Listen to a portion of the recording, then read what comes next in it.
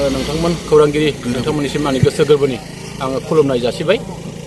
जोङो 14 नं चिरांदुवार block committee UPPL लोगोसेयैनो जोंहा खुंफुं आफादनि जे बानजायनायावहाय जोंहा 8 आगस्टनिफ्राय 15 आगस्ट 2022 मायथाइसिम जोङो सानब्रैनि मोनसे हाबाफारि लानानै जे इन्टार प्राइमारि फुटबल टुर्नामेन्ट 2022 मोनसे हाबाफारि जोङो दिनैहाय खुंनो सिगांगासिनो दङ। दा बे हाबाफारिनिनो सोमोन्दै जोङो एसे रायजो राजाफोरनो जोङो मिथिहोनो लुबैदों जे जोङो बे इन्टार प्राइमारि फुटबल टुर्नामेन्ट बे टुर्नामेन्टखौ जोंहा नैबे जोंनि 14 नं चिरांदुवार समस्तिनि सिङाव थानाय राइन' स्पर्टिं क्लाब काम लाइब्रेरि बिनिनो जोंहा गेवलां फोथाराव जोङो खुंनो सिगांदों।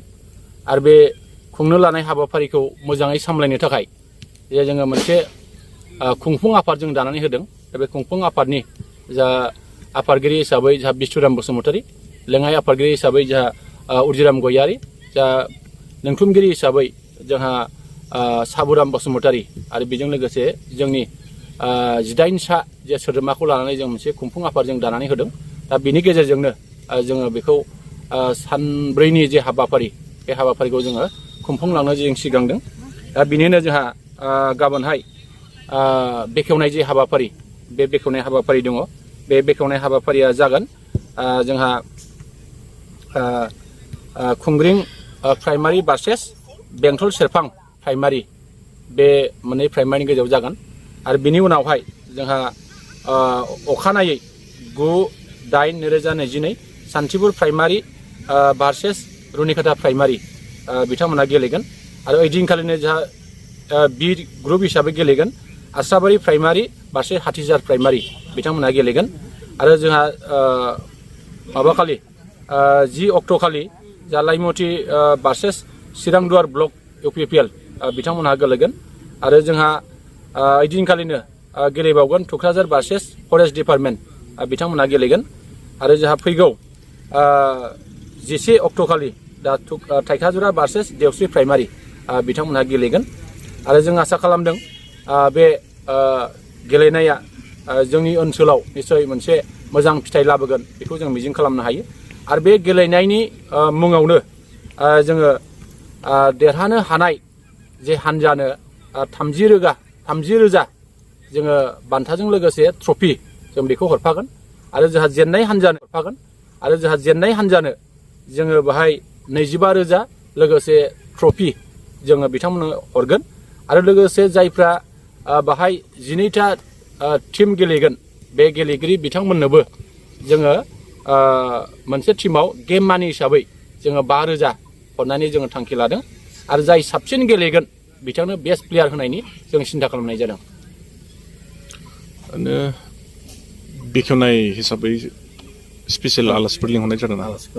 जोङो गाबोननि जे बेखेवनो लानाय जे हाबाफारि बे हाबाफारियाव जोङो चिरां जिल्ला UPPLनि जा आफादगिरि जा निर्मल कुमार ब्रह्म बिथांखौ जों लिंहरदों। लोगोसे चिरां जिल्ला UPPLनि जा गाहाय नेहाथारि अमर सिंह ब्रह्म बिथांखौ जों लिंहरदों। आरो लोगोसेनो जा जिल्लानि गुबुन गुबुन दैदेनगिरिफोर, जोंनि बे ओनसोलनि जा गोबां जोंनि सानसुमै मेलेमजिबि बिथांमोनखौ जोङो लिंहरदों। आरो बे 14 नं चिरांदुवार ब्लक कमिटिनि सिङाव थानाय जोंहा 10टा प्राइमारि कमिटिनि दैदेनगिरिफोर बिथांमोनखौ जों लिंहरदों। आरो लोगोसेनो जोंहा 9टा BCDCनि जा मासिगिरि बिथांमोनजों लोगोसे गुबुन गुबुन मावथि बिथांमोनखौबो जों लिंहरदों। आरो जोङो गाबोननि जे बेखेवनाय हाबाफारि बेखौ जोङो 2:30 रिंगायाव जोङो जागायगोन। आरो बे समावनो जोङो जोंनि जे ब्लक कमिटिनि जे फिरफिला उरायहोनाय बेखौबो जों खालामगोन। आरो जा खुंफुं आफादनि जे फिरफिला उरायहोनाय बेखौबो जों खालामगोन। आरो बिनि उनावहाय जोङो हार घर तिरेंगा होननाय मोनसे हाबाफारि ब्लक कमिटिनि गेजेरजों जोङो बेखौ खालामनो सानदों। आरो जों आसा खालामो गाबोननि जे बेखेवनो लानाय हाबाफारि बे हाबाफारिफ्रा जाहाथे मोनफ्रोमबो मोजाङै जाफुंगोन बेखौ मिजिं खालामनो हायो। मोनसे खोथा, मिटिं एबा अबेबा गेलेमुफ्रा जाफुंनो थाखाय नायगिरि बा रायजो राजाफोरनि गोनांथि जायो, बिथांमोनखौ मा खावलायनो सानो? जोङो दिनैहाय 14 नं चिरांदुवार ब्लक कमिटि UPPL लोगोसेयैनो जा खुंफुं आफादनि जानानै जोङो साफ्रोमबो जोंनि फुटबल खेलाखौ मोजां मोनग्रा रायजो राजा जोंनि बिथांमोनखौ जों खावलायगोन जाहाथे बे ओनसोलाव जोंहा फुटबलनि जे बारहावा जे थासारि बेखौ मोजां खालामनांगौनि थाखाय जाहाथे साफ्रोमबो फुटबल मोजां मोनग्रा रायजो राजाफ्रा जाहाथे लोब लोब फैनानै जे बाहागो लाफैयो आरो जोंनि फैबाय थानाय इयुन जोलैखौ मोनसे दिशा गोनां लामाजों जाहाथे लांनो जों हायो बेखिनिखौ जोङो खावलायो।